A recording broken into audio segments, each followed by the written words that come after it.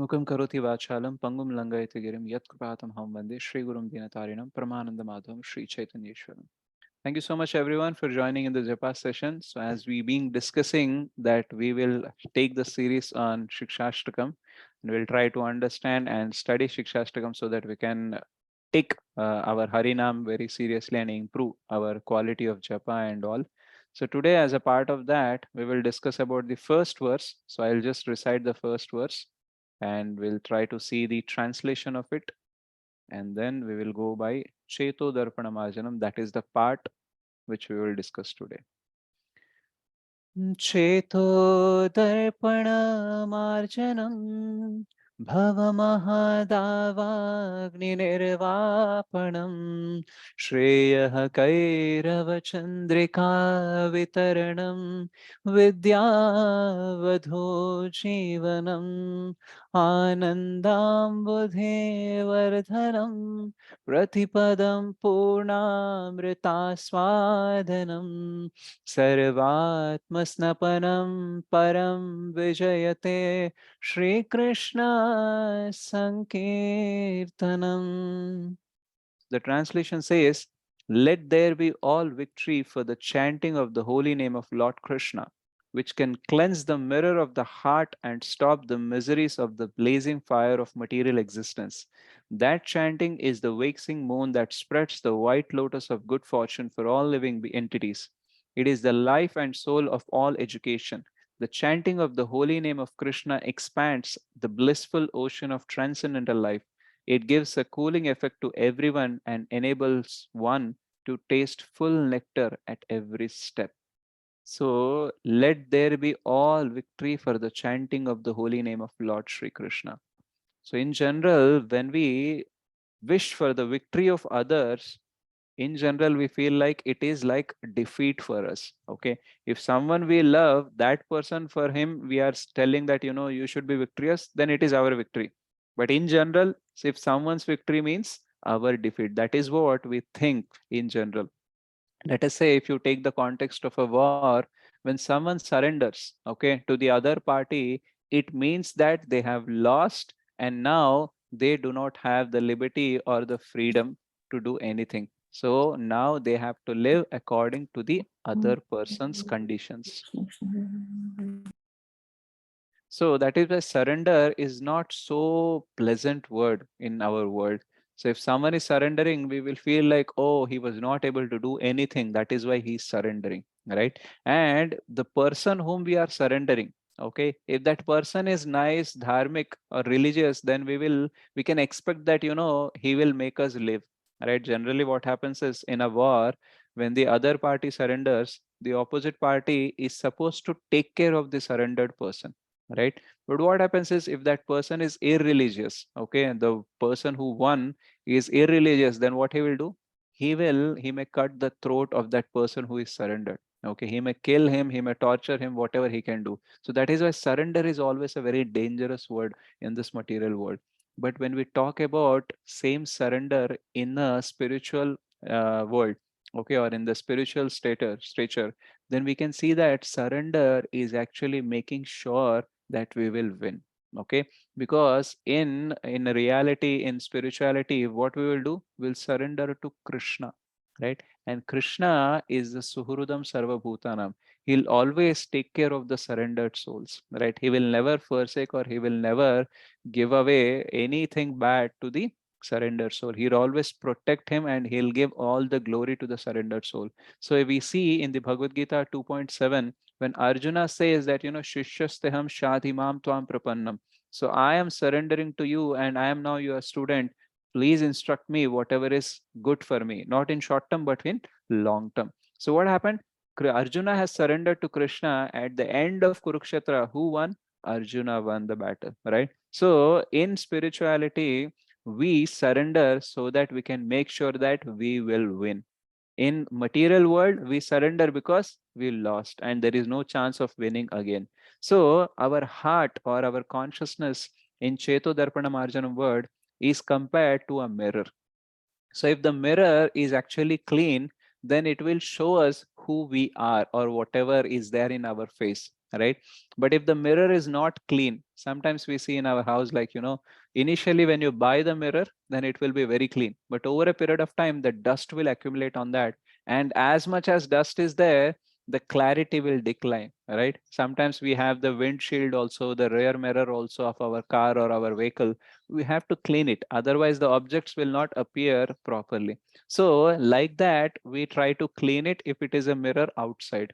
But now our consciousness or our heart, we are very subtle, right? So if something is dirt is there on the wall, on the door, or on a mirror or something, we can do something to clean it.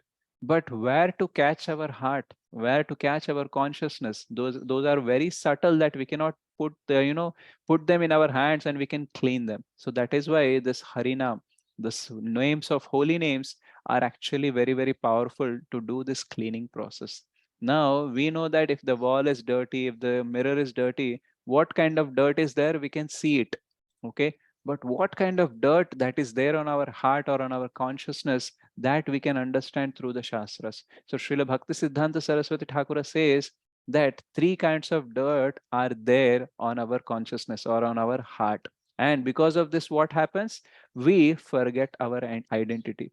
Jivera Swarup Hoye Krishnera Nityadas. So we are eternal servant of Krishna, but because the dirt is being accumulated on our consciousness or on our heart, then what happened? We started thinking ourselves not as das, but as boss. Why? Because we always want to enjoy. We feel like all the objects of sense enjoyment are there for me only. God has given me senses. We forget, we don't say that if God has given. We will say, like, I have senses, I have sense enjoyment activity. I have many objects for sense enjoyment. So let me do sense gratification only in this world. So we will use this world to enjoy, and this is happening because there is no Cheta Darpana Marjana. Marjana means cleansing process, right? Darpana means the mirror. Cheta means the consciousness or the absorbed or the what you can say is that the consciousness that we are using in this world. So now we have to understand what kind of dirt is being accumulated on our heart or on our consciousness. So Srila Bhaktisiddhanta Saraswati Thakur says there are three kinds of dirt that we have been accumulated. One is Anya Abhilashita. Anya Abhilasha means the desires that are separated from Krishna, right? So that means we want to enjoy separated from Krishna. So Krishna has some other plans, but we don't care about them. We have our own plans and we want our plans only to be successful, right? That is why we get depressed when plans fail, because we are so much attached to our own plans only, because we are expecting some result out of it. And when we don't get it, we actually feel depressed or stressed, or we don't feel good about it. So the second one is that we want to enjoy the fruits of all our worldly activities, right? So we want to work hard for our own benefit, and we want to enjoy that complete benefit. That is why sometimes you go and ask for charity, people will say, why I should give charity to your God? I am working hard, I am making money, so I should enjoy, I should give it to my family, my people. Why I should give it to someone else? All right. And especially why I should give it to God, what he has done for me. Okay, I'm only working hard, I am only got my job, I am only educated, I only going through every day office, struggling and everything, getting it.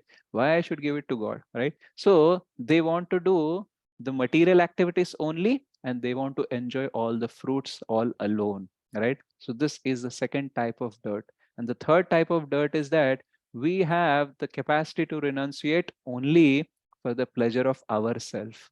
So renunciation, which is not undertaken for the pleasure of the Lord, is the third kind of dirt. Okay.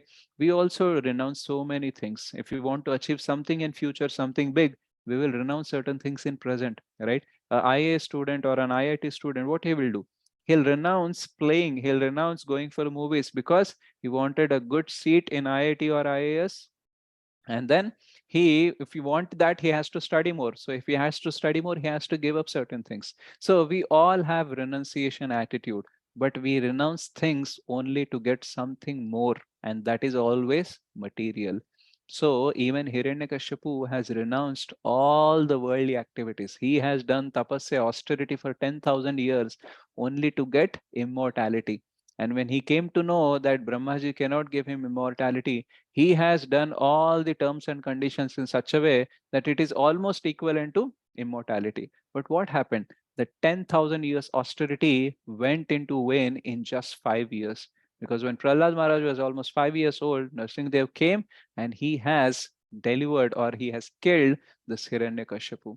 So it is being said in the Shastras that all that sense enjoyment which he has given up in 10,000 years, he done all that in 5 years, they say.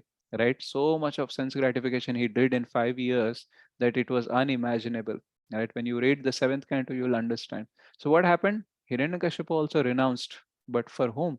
For himself, for some material gain he has given up. So what happens is when we renounce, or when we perform renunciation for material benefits, those material benefits will make us more dirty, right? So if he would have done tapasya for Lord for 10,000 years, he would have got the complete purification, he would have got the spiritual body. But what happened? He just did it for only material gains and he lost his life itself. He didn't got any purification and he lost his life through that austerity. So what happens? These three kinds of dirt are getting accumulated every day on our consciousness, and we are forgetting who we are. If we forget who we are, we will not live the life of who we are, but who we think we are, right? So there is an example. There was a cricketer or someone who loves cricket. So he been training himself to become a cricketer, and somehow over a period of time, he got a chance in India A team, and he got his first match. So in Canada, he was playing his first match. His batting side was done. Now he is on the fielding side. And to catch something, to catch the ball, he actually jumped. He dived and he took the catch. So he was successful to take the catch. But during that dive, he injured himself. So he got a shoulder injury. And that injury was so severe that the doctor said, we have to perform a surgery. And after surgery, let me tell you, you cannot play cricket again. Because with this broken shoulder, if you try, then you may have to lose your hand and you may have a complete disability of the hand. So do not play cricket again. So that means his dream of becoming a cricketer has been shattered just like that, right? So this happens in our life. We wanted to become something, but something else may happen and our dreams may get shattered. So when this person came to know like he cannot become a cricketer, what happened? His life actually got shattered and he felt like I have to die or I have to commit suicide, because what is the use if I cannot become a cricketer? So what happens is he thought like, he himself has a body and this body is meant to become a cricketer. That is the only reality he know. But somehow, fortunately, he had one friend during that time, he got Bhagavad Gita from him. And then he started reading and he realized, actually, I am not this body, I am the soul. And a soul need not be only a cricketer, it can be anything, right? So whatever is the condition of my body right now, based on that, I can actually choose anything. I can become a businessman, I can become a actor or something else I can become. And actually the aim is to not to become something, but to serve the Lord and go back home, back to Godhead. So to make that possible, I should choose some profession or some kind of education which can help me to serve the Lord and go back home, back to Godhead. So what happened? The change of identity made him live in a different way, right? So similarly, one example we can see in our movies also, when we see the movie called as Bahubali, which is very famous in India. So Bahubali, he actually, the first part, the younger Bahubali, actually known as Shiva, right? Or in Telugu, it was Shivudu. So this person had a great desire to climb up to that waterfall and to see what is there beyond that waterfall. So he tries multiple times, and sometime he actually succeed. And once when he succeed, after that he discovers that actually his original name is not Shiva, but his original name is actually Mahendra Bahubali, and he is the son of Amarendra Bahubali and Devasena. So then what happens? The moment he identifies himself as Mahendra Bahubali, his life changes. The goal of his life is now to conquer the kingdom of Mahishmati and protect his mother. Right? So what happens? The identity gives the goal of life. If we think that we are Shiva, then our goal will be just to climb that waterfall. But if we think ourselves as the Mahendra Bahubali, then the laksha of our life, the target or the goal of our life changes. So Cheto Darpana Marjanam will reveal our real identity, right? The Kama, Krodha, Lobha, Mada, Moha, Matsarya, all are accumulated and telling us that, you have to have Anya Abhilasha, you have to enjoy your own fruits, you have to renounce only for yourself, only for your material gains. So these are driving us. That is why we forgot who we are and we are living the life of who we are not, but just thinking that we are this and we have to supposed to do this like that. We are living from many, many lifetimes, right? So a person who is attached to money, right, money minded people, they will think my only aim of life or goal of life is to make more money. If I fail to make more money, then I will consider myself as a failure. If someone is always who is health conscious, he will think like, if I am not thin, if I am not in a proper shape, then it is my failure. If someone is attached to some beauty or something, even a wrinkle on their face, they will start feeling like, okay, this is my failure. So what is happening? Either we are attached to money or the body or some or other way, and we are considering success and failure based on that. But actually, our real success is to go back home, back to Godhead. Our real aim is to serve the Lord, right? So if you forget that, what will happen? We will start doing everything else. Now, why we are doing like this? Because we are under the influence of Maya Devi. So, to come out of the influence of Maya Devi, first let us understand how Maya Devi actually keeps us in this trap. So, Maya Devi has two different potencies. One is that Avaranatmika Shakti, and the second is Prakshikatmika Shakti. So, this Avaranatmika Shakti means the covering potency, right? And the Prakshikapatmika, okay, this I am always find it difficult to pronounce. Prakshikatmika Shakti, this actually pulls us down. So the covering energy and the energy that pulls down. So these are the two energies. Now how we can understand this? Let us take the example of a movie theater, right? When we go to watch a movie in the movie theater, what happens? First the lights go off, and then the projector will project some movie on that. So what happens? For the next 3 hours we are in the cinema world. Whatever they are showing, we will consider it as real. How? Because if horror movie is there, we know before going to the movie that it is fake or it is not real, but still we get scared. We know that everything is not real, but when the emotional scene comes, our tears also rolls out, our heart also melts. After 3 hours we are back to our normal life and we actually forget the movie. But the movie that Maya Devi shows us, it will not end in 3 hours. It will keep on going on for whole life. We have different meanings and conceptions about people and about ourselves, and we live with those misconceptions throughout the life. Someone might have said something to us, we have misunderstood, and we are living with that misunderstanding for the whole life, thinking that they actually said this thing because they mean this. What they actually mean, we don't know. So, like that, we also have misconceptions about ourselves. Oh, I am the person like this. Oh, I am the person like that. I cannot achieve anything. I am just a waste. I cannot do this. I cannot do that. So we have so many conceptions about ourselves, which may not be true. We have conceptions about the world, about the people, which may not be true. Why? Because the Cheto Darpana Marjanam is not happening. We are just accumulating the dirt and identifying ourselves by seeing into that dirty mirror. The dirty mirror is showing us that we are the body and we are living like body only. So the cleaning process is must. It is not an option that whether to clean or not. No, you have to clean. Otherwise, you will live a life of other person, not yours. So this Harinam, the chanting of the holy name, will actually gives us the power to cleanse our mirror, right? The consciousness, so that we can know who we are and we can live that life. So once we identify who we are and we live like that, our life will be glorious, right? So the Mahendra Bahubali became victorious and glorious only when he identified who he is, right? So after that, whatever power was needed, support was needed, was given to him. So similarly, once we know that we are the part and parcel of the Supreme Lord, once we start trying or start serving the Lord, he will supply everything. Yoga Kshema Vahamyaham. So he will take the responsibility of protecting us and supplying everything that is required to grow in bhakti. So first is we have to identify ourselves who we are, and we should start doing the work as per our identity. So we should not be in the identity crisis, right? Nowadays, you go and ask people like, what do you want to become in life? They will say, Sa, all the designations, right? Oh, I want to become an engineer, doctor, scientist, cricketer, celebrity, this, that, and all. I want to make more money. I want to settle here. I want my children to go to this school, that school. I want my children to settle in that company, this company. I want to start a own company. I want to become a billionaire. I want to become a number one. All material goals. No one says that I want to serve the Lord. I want to go back home, back to God. No one says. Why? Because they don't know. They think that this is body, and the more I will be able to do the sense enjoyment, the more I can buy, the more I can consume, then I will consider myself as a successful person. That is the goal of life. That is what they think.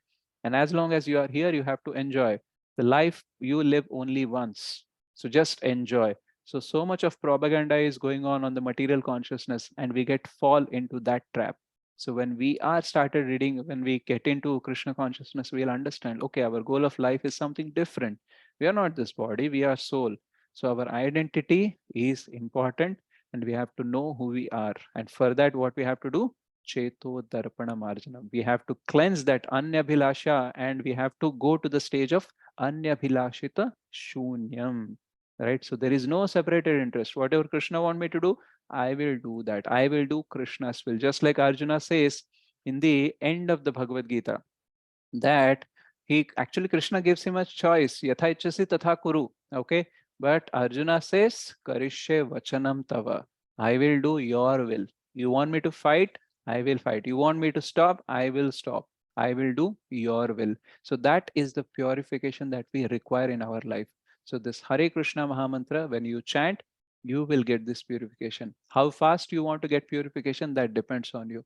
You want to chant 16 rounds a day, 64 rounds a day, it's your wish. If you want to do 2 rounds a day, one round a day, that's your wish, right? Prabhupada said minimum 16 rounds, right? He never said like only 16 rounds. Okay. Why? Because that is the minimum dosage required to clean it, right? So in our washing machine also, when we are cleaning our clothes, there is a minimum amount of detergent that is required. If you put very little, it will get diluted. Okay, it will not clean. If you put too much, okay, the cloths may get torn, right? But here, because that is material, that risk is there. But this is very spiritual. So what happens? The more we do, the much stronger we'll become, right? So that means, like, if you put more detergent of our Harinam, our cloths will not get torn, but actually they become torn free. That means they'll not break at all. They'll not get torn at all. So that kind of potency this Harinam is there. I'm just trying to give us some material examples so that you can understand it. So do more Harinam, do more chanting and more reading and all, and this Cheto Darpana Marjanam will happen very fast. So Shri Shikshashtakam ki jai, Shri Chaitanya Mahaprabhu ki jai.